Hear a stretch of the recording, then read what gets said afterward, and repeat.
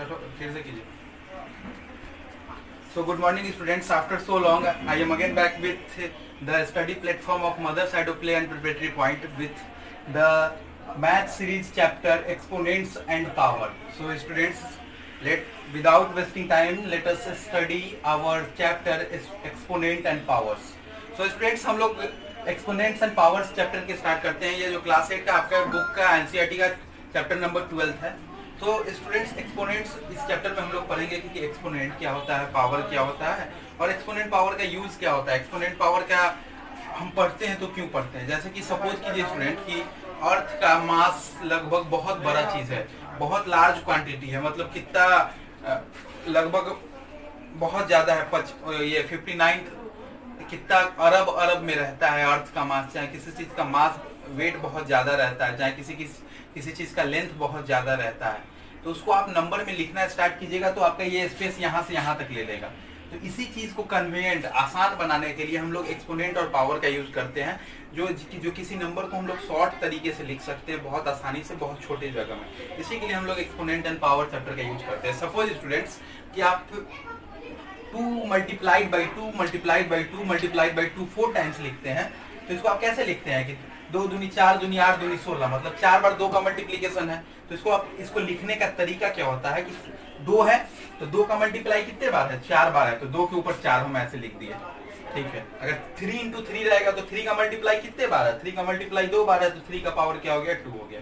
अब वही बात आती है कि चैप्टर के रिगार्ड में एक्सपोनेंट एंड पावर क्या होता है। जैसे कि आप यहाँ पे लिखे स्टूडेंट की 3 का पावर 2, तो यहाँ पे जो 3 है ना, ये 3 को हम बेस कहते हैं। ये जो नंबर 3 है, ये इसको हम लोग बेस कहते हैं, और बेस के ऊपर जो नंबर रहता है उसको हम लोग एक्सपोनेंट कहते हैं। ये जो 3 है, यहाँ पे ऑब्वियसली बात है कि 2 का पावर 4 में 4 एक्सपोनेंट हो गया एंड 2 हमारा बेस हो गया। इसी तरह अगर हमारा 5 का पावर 10 रहेगा तो 5 हमारा बेस हो गया और 10 इसका एक्सपोनेंट हो गया। अब बेस हो गया और एक्सपोनेंट हो गया, तो जाहिर सी बात है कि बेस और एक्सपोनेंट का कुछ बेसिक प्रॉपर्टी होता है कि जैसे यहाँ पे 2 एक्सपोनेंट हुआ और 3 बेस हुआ, तो एक्सपोनेंट का क्या प्रॉपर्टी होता है स्टूडेंट कि exponent can be either positive और नेगेटिव।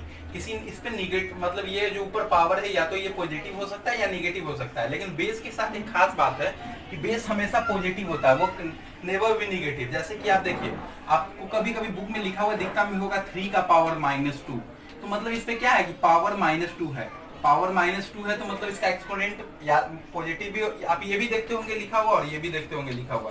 तो ये जो हो गया हमारा वो बेस, इसका एक्सपोनेंट पॉजिटिव है, इसका एक्सपोनेंट नेगेटिव है, तो 3 का पावर -2 है, ठीक है। तो यहाँ पे इससे हम क्या पता चला कि बेस और एक्सपोनेंट में क्या प्रॉपर्टी है, एक फंडामेंटल क्राइटेरिया है कि exponent can be either positive और नेगेटिव, और बेस सिर्फ पॉजिटिव होता है, ठीक है। तो 3 का पावर -2 है, तो इसको लिखने का क्या तरीका है स्टूडेंट्स मैथमेटिकल टर्म में। जैसे कि आप 3 का पावर -2 को लिख रहे हैं, तो इसको लिखने का तरीका है कि इसको 1 अपॉन करके इसके बेस को, एक्सपोनेंट को पॉजिटिव कर दीजिए। जैसे कि कोई भी नंबर नेगेटिव पावर के साथ लिखा हुआ है तो उसको 1 अपॉन करके इसके एक्सपोनेंट को पॉजिटिव कर दीजिएगा, तो ये सारी चीजें हो जाएगी। जैसे कि 3 का पावर -2 है तो इसको क्या कीजिएगा, 1/3 का स्क्वायर। अगर यहीं पे सपोज स्टूडेंट 7 का पावर -5 रहता तो इसको आप पॉजिटिव के टर्म में लिखिएगा, तो इसको लिखने का तरीका है कि 1/7 का पावर 5, मतलब इसको क्या कीजिएगा 1/7 इंटू 7 5 टाइम्स मल्टीप्लाई कीजिएगा। 1/3 का स्क्वायर है तो मतलब क्या हो गया 1/3 इंटू 3 1/9 हो गया। इसी तरह अगर स्टूडेंट्स की a का पावर m रहेगा, सपोज कि इसको जनरलाइज करते हैं, ये तो 3 कोई नंबर हो गया, -2 कोई नंबर हो गया, इसको हम जनरल फॉर्म में लिखना चाह रहे हैं कि सपोज a कोई भी इंटीजर है, a कोई भी इंटीजर एक्सेप्ट 0, तो a का पावर -m क्या होगा, a का पावर -m को हम क्या लिखेंगे 1/a का पावर m। वही लिख रहे हैं कि a का पावर -m को हमको लिखना होगा तो क्या लिखेंगे 1/a का पावर m।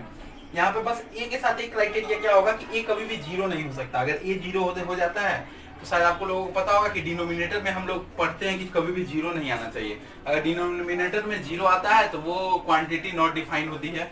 इसी के लिए a पे बस एक क्राइटेरिया होता है कि ये 0 नहीं हो सकता है, ये नॉन जीरो इंटीजर होना चाहिए, बाकी इसको 1/a का पावर m लिखते हैं। और ठीक है स्टूडेंट, जैसे कि आप किसी नंबर का नेगेटिव एक्सपोनेंट लिखे, 3 का पावर -2 लिखे, तो 3 का पावर -2 को हम है ना 3 के पावर 2 का मल्टीप्लिकेटिव इनवर्स भी कहते हैं। जैसे a का पावर -m है ना, तो a का पावर -m को हम a के पावर m का मल्टीप्लिकेटिव इनवर्स भी कहते हैं। 7 का पावर -5 होगा ना, तो उसको हम 7 के पावर 5 का मल्टीप्लीकेटिव इनवर्स कहेंगे। जैसे 3 का पावर -7 होगा ना, तो उसको हम 3 के पावर 7 का मल्टीप्लीकेटिव इनवर्स कहेंगे। तो ये बात हो गई हमारी मल्टीप्लीकेटिव इनवर्स की। बेस क्या होता है, एक्सपोनेंट क्या होता है, अभी तक हमने ये देखा है।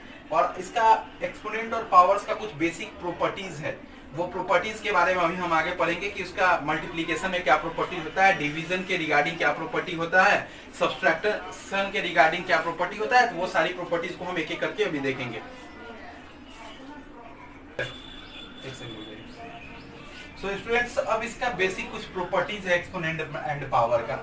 ये चीजें तो मैंने अभी जस्ट बताई है कि 2 का पावर -3 रहेगा तो उसको लिखने का तरीका है 1 अपॉन जो ये चीज रहेगा उसको पॉजिटिव के साथ लिख देंगे 2 का पावर 3। तो इसको जनरलाइज करके हम लिखेंगे तो a का पावर अगर -m रहेगा, अगर a 0 नहीं होना चाहिए तो इसको लिख सकते हैं 1 अपॉन a का पावर m। ये तो नॉर्मल सी बात हो गई निगेटिव एक्सपोनेंट के लिए। अब देखिए स्टूडेंट्स, अगर कहीं कहीं आपको लिखा दिख जाए कि 2 का पावर 2 इंटू 2 का पावर 3, समथिंग इस टाइप का दिख जाए, तो मतलब 2 के पावर 2 का मतलब क्या है कि 2 को 2 बार गुना किया गया है, फिर 2 को 3 बार गुना किया गया है। तो उसी क्वांटिटी को मैंने लिखा है 2 इंटू 2, 2 को 2 बार गुना करके, और 2 का पावर 3 मतलब 2 को 3 बार गुना करके। तो ये ओवरऑल आप देख रहे हैं कि यहाँ पे इस साइड आपको दिख रहा होगा कि 2 5 बार गुना हो गया, 1 2 3 4 5। तो इसको हम लिख सकते हैं 2 का पावर 5। तो यहाँ पे बेसिकली स्टूडेंट हम लोग क्या किए हैं कि 2 का जो ये 2 बार पावर था, 3 बार पावर था, तो उसको मल्टीप्लाई करके लिखे हैं तो ये 2 का पावर 5 बन गया। तो बेसिक सा फंडा इसका क्या है कि यहाँ पे 2 का पावर 2 था, यहाँ पे 2 का पावर 3 था, तो इस दोनों को हम क्या कर दिए, ऐड कर दिए। मतलब 2 का पावर 2 प्लस पावर में इसको 2 का पावर 2 प्लस 3 सीधे लिखेंगे तो 2 का पावर 5 हो जाएगा। तो मतलब ये 2 का पावर 5 हो गया। अगर यहाँ पे रहता है 2 का पावर 3 इंटू 2 का पावर 3, तो क्या लिखते हैं 2 को 3 बार फिर 2 को 3 बार, तो 3 और 3 कितना हो गया 6, मतलब 2 का पावर 6 हो जाता। तो यहाँ पे बेसिक फंडा क्या है कि हम 2 का पावर 3 प्लस 3 कर रहे हैं तो जाके फाइनल रिजल्ट 2 का पावर 6 लिख रहा है। अगर 3 का पावर 4 रहता फिर 3 का पावर 3 रहता तो 3 को 4 बार गुना करते, फिर 3 को 3 बार गुना करते, तो 4 और 3 मतलब ओवरऑल 3 कितना बार गुना हो गया, 7 बार गुना हो गया। तो उसको लिखते 3 का पावर 7, और 3 का पावर 7 हम लिखे कैसे, 3 का पावर 4 प्लस 3 लिखे, तो वो 3 का पावर 7 हो गया। तो यही बेसिक सा फंडा यहाँ पे स्टूडेंट मैं क्या समझाने की कोशिश कर रहा हूँ कि जैसे कि कोई भी नंबर दिया रहेगा, अगर जिसका बेस दोनों का सेम रहे, जैसे कि a का पावर m, ठीक है, a का पावर m रहे और a का पावर n रहे, तो इसको मल्टीप्लाई करने का तरीका सीधे क्या है कि आप इसके बेस को लिख दीजिए और इसके एक्सपोनेंट को ऐड कर दीजिए, a का पावर m प्लस n। जैसे यहाँ पे स्टूडेंट था कि 2 का पावर 2 इंटू 2 का पावर 3, तो मैंने क्या किया यहाँ पे इसके बेस को लिख दिया और इसके एक्सपोनेंट को ऐड कर दिया, वही इसका रिजल्ट हो जाएगा 2 का पावर 5। जैसे कि यहाँ पे आपको दे देगा 7 का पावर 3 इंटू 7 का पावर 5, ये दोनों का क्या है, ये दोनों का बेस सेम है, तो इसको हम क्या करेंगे 7 का पावर 3 प्लस 5 कर देंगे, तो ये क्या हो जाएगा 7 का पावर 8, सीधे आंसर हो जाएगा 7 का पावर 8। अब आप ये नहीं कीजिएगा कि 7 को 3 बार लिखिएगा फिर 7 को 5 बार लिख के और फिर मल्टीप्लाई करके लिखिएगा, वो तरीका नहीं है। बस इसका जहां आपको जहां भी बेस सेम दिख जाए वहां पे आप इसके बेस को लिखिएगा और इसके पावर को ऐड कर दीजिएगा, जहां भी दिख जाए आपको, जहां पे भी दिख जाए, यही प्रॉपर्टीज है। ये प्रॉपर्टीज सिर्फ पॉजिटिव नंबर के साथ नहीं है, निगेटिव नंबर के साथ भी ये प्रॉपर्टी वैलिड भी करेगी। जैसे कि आपको दे देगा कहीं पे 2 का पावर 2, अच्छा वो तो डिवीजन में ऑटोमेटिक आ जाएगा, कोई दिक्कत नहीं है, वो उसको छोड़िए आप। तो ये वाला बात हो गया कि a का पावर m इंटू a का पावर n क्या हो गया, a का पावर m प्लस n। अच्छा ठीक है स्टूडेंट, अब कहीं पे आपको दे दिया कि ऐसा नंबर दे दिया कि 343/7। 343 क्या होता है स्टूडेंट कि 7 इंटू 7 इंटू 7, 7 को आप 3 बार मल्टीप्लाई कीजिएगा तो आपको 343 आएगा, नीचे एक 7 है तो एक 7 से एक 7 जाएगा तो बचेगा मेरा 49 मतलब क्या हो गया कि 2 7 बच रहा है, तो उसको हम 7 का स्क्वायर लिख दिए। तो ये हम 7 का स्क्वायर लिखे, इसको हम डायरेक्टली भी लिख सकते थे। जैसे कि 7 का स्क्वायर हम इसको बेसिक फंडा से क्या लिखे कि ऊपर कितना पावर है 7 का, 3 पावर है, नीचे कितना पावर है 7 का, 1 पावर है, मतलब एक 7 है। लेकिन 3 पावर में से एक पावर को हम माइनस कर देंगे तो सीधे हमारा 7 का पावर 2 हो जाएगा, जो 49 वैल्यू दे देगा। तो मतलब यहाँ से क्या क्लियर हो रहा है कि डिवीजन में क्या होता है कि कोई भी नंबर का बेस सेम रहे, डिवीजन में भी वही चीज है कि कोई भी नंबर का बेस जब सेम रहे तो उसको क्या करेंगे, a का पावर m अपॉन a का पावर n रहे तो उसको हम लिखते हैं कि a का power m minus n, generalise form में। जनरलाइज फॉर्म में क्या लिख देंगे, a का पावर m बट्टा a का पावर n। सपोज स्टूडेंट यहाँ पे लगेगा 5 का पावर 4 बट्टा 5 का पावर 3, तो इसको हम लिखने का तरीका है, इसको लिख देंगे 5 का पावर 4 माइनस 3, सीधे आंसर हमारा हो जाएगा 5 का पावर 1, मतलब 5 हो जाएगा आंसर। अगर यहाँ पे बेस बस सेम रहना चाहिए, हमको ध्यान रखना है कि बेस मेरा सेम हो। अगर मेरा वैल्यू 5 का पावर अगर 10 रहे, सपोज यहाँ पे रहता 5 का पावर 10 अपॉन 5 का पावर 12, अगर ये रहता तो हम क्या करते, कुछ नहीं करते, 5 का पावर 10 माइनस 12 करते। तो तो ये हमको वैल्यू क्या देता, 5 का पावर -2 देता। 5 का पावर -2 को आप ज्यादा से ज्यादा क्या कर सकते हैं, 1/5 का पावर 2 लिख सकते हैं। इसको सॉल्व कीजिएगा तो 1/25 आ जाता आपको।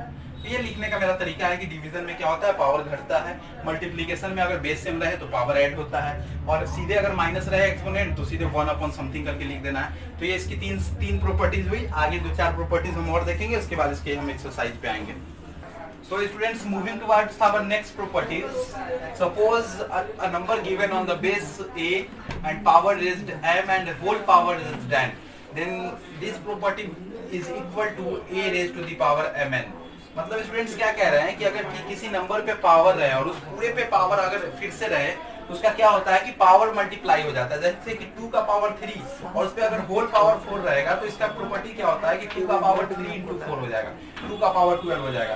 अगर जैसे यहाँ पे 5 का पावर 3 और का पावर 4 रहेगा तो कुछ नहीं करना है, 5 का पावर 3 × 4 कर देंगे, 5 का पावर 12 हो जाएगा।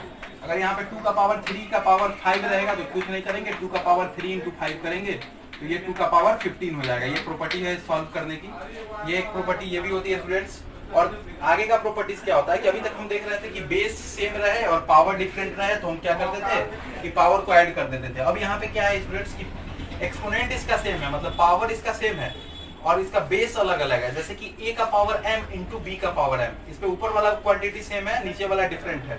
तो इसमें हम क्या करेंगे, बस कुछ नहीं करेंगे, इसका प्रॉपर्टीज क्या होता है कि इस दोनों को मल्टीप्लाई किए, हम a और b को मल्टीप्लाई किए और पावर को ज्यों का त्यों लिख दिए। जैसे कि वो एग्जांपल बाय एग्जांपल देखते हैं कि 2 का पावर 3 × 3 का पावर 3। तो ये क्या हुआ कि यहाँ देख रहे हैं कि इसका पावर दोनों का सेम है, 2 का पावर 3 × 3 का पावर 3। तो 2 इस पे पावर सेम है और इसका क्या है, बेस डिफरेंट है। तो कुछ नहीं करेंगे, ये वाला प्रॉपर्टी लगाएंगे, a × b, मतलब 2 × 3 और इसका पावर क्या हो जाएगा, 3 हो जाएगा। तो ये क्या हो जाएगा, ओवरऑल क्या हो जाएगा, 6 का पावर 3 इसका आंसर हो जाएगा। सॉल्व करके देख लेना। और एक और अगर डिवीजन में भी वही रूल है कि अगर यहाँ पे बेस डिफरेंट है और पावर सेम है तो कुछ नहीं करेंगे, बाई दोनों को डिवाइड करके इसका जो कॉमन पावर है उसको लिख देंगे। जैसे कि 2 का पावर 5 रहता कहीं पे 3/3 का पावर 5 रहेगा तो इसको लिखने का तरीका है 2/3 का पावर 5। अगर यहाँ पे रहता 5 का पावर 7 और नीचे रहता 3 का पावर 7 तो इसको कुछ नहीं करते, 5/3 का पावर हम इसको 7 लिख देते। यही तरीका है मेरा। ये प्रॉपर्टीज है, ये प्रॉपर्टीज, और इसके पहले भी मैंने 3 प्रॉपर्टीज बताई है। और एक इस चैप्टर का सबसे इंटरेस्टिंग प्रॉपर्टीज है कि दुनिया का कोई भी नंबर हो उस पे पावर आप 0 कर दीजिए एक्सेप्ट 0। दुनिया का कोई भी नंबर है उस पे पावर 0 कर दीजिए एक्सेप्ट 0, मतलब 0 का पावर 0 छोड़ के उसके अलावा कोई भी नंबर का पावर आप अगर 0 रेज करेंगे तो वो क्वांटिटी हमेशा 1 के बराबर होता है। जैसे कि 5 के ऊपर पावर अगर 0 रहेगा, ये 5 के ऊपर पावर 0 रहेगा तो इसका वैल्यू 1 होता है, 6 के ऊपर पावर 0 रहेगा तो इसका वैल्यू 1 होता है, 7 के ऊपर पावर 0 रहेगा तो इसका वैल्यू 1 होता है, 8 के पावर ऊपर 0 रहेगा तो इसका वैल्यू 1 होता है। तो स्टूडेंट्स इस चैप्टर में फर्स्ट चैप्टर के अंतर्गत लगभग इतनी सारी प्रॉपर्टीज है। एक प्रॉपर्टीज मैंने बताया कि बेस सेम रहेगा, मल्टीप्लिकेशन रहेगा तो आप ऐड करेंगे, बेस सेम रहेगा और डिवीजन में रहेगा तो सब्ट्रैक्ट करेंगे। एक प्रॉपर्टी ये बताया कि पावर के ऊपर पावर रहेगा तो मल्टीप्लाई कर देंगे आप। और 2 प्रॉपर्टीज बताया कि पावर अगर इसका बेस अगर डिफरेंट रहे, पावर सेम रहे तो आप दोनों को मल्टीप्लाई करके ऊपर एक्सपोनेंट को लिख देंगे। फिर एक प्रॉपर्टी ये बताया कि डिवीजन में भी सेम चीज अप्लाई होता है। और लास्ट प्रॉपर्टी बताया कि a का पावर 0 इज इक्वल टू 1 रहे, मतलब किसी भी नंबर पे पावर 0 रहे एक्सेप्ट 0, मतलब 0 का पावर 0 नहीं, ये चीज छोड़ के। क्या कि 0 का पावर 0 आगे आप लोग पढ़ाई कीजिएगा तो पता चलता है ये टर्म मैथमेटिकली डिफाइन नहीं है, मतलब इनडिटर्मिनेट फॉर्म जाता है ये, आगे आप लोग पढ़ाई कीजिएगा तो उसका कोई मतलब नहीं है। 0 को छोड़ के आपका किसी भी नंबर का पावर 0 रहेगा तो वो चीज 0 हो जाएगा।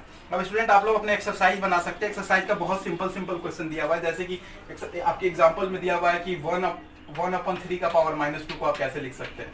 तो इसको बस ऊपर ले जाइएगा तो क्या हो जाएगा 3 का पावर 2। यही सब बेसिक क्वेश्चन दिया हुआ है। तो आप लोग एक्सरसाइज 12.1 पूरा ट्राई करके आएंगे, 12.1 में जहां प्रॉब्लम होगी वो पूछेंगे। 12.1 पूरा ट्राई करेंगे और 12.2 भी पूरा ट्राई करेंगे। मतलब इस चैप्टर का लगभग जो बेसिक प्रॉपर्टी था वो मैंने क्लियर कर दिया है। और इस चैप्टर में कहीं भी प्रॉब्लम आएगी आप लोग रीड आउट करेंगे, और कहीं भी प्रॉब्लम आएगी तो एक बार व्हाट्सएप कर दीजिएगा और आप लोग इस चैप्टर को बना के रखिएगा। ठीक है स्टूडेंट्स, थैंक यू। स्टूडेंट इस चैप्टर में और पीछे जितना सारा चैप्टर आपका पढ़ाई हो गया है उस चैप्टर में आपको कोई भी क्वेरी होगा, कोई भी प्रॉब्लम होगा तो आप व्हाट्सएप नंबर जो आपको मिला हुआ है उस पर आप लोग मैसेज कर दीजिएगा, बशर्ते क्वेश्चन मैसेज कर दीजिए या फिर उसका फोटो खींच के मैसेज कर दीजिए आपको, या फिर अपने कॉपी पे क्वेश्चन लिख के मैसेज कर दीजिए। आप किसी भी तरह मैसेज करके हमसे पूछ सकते हैं, आपकी प्रॉब्लम सॉल्व की जाएगी। और इस चैप्टर को आप फिलहाल के लिए आप लोग इस चैप्टर को ट्राई कीजिएगा 12। ये छोटा सा चैप्टर है, एक दिन बनाइएगा तो खत्म हो जाएगा 1-2 घंटे में। और कोई प्रॉब्लम होगा तो फिर आगे मैसेज वैसेज करके पूछ लीजिएगा। ठीक है स्टूडेंट्स।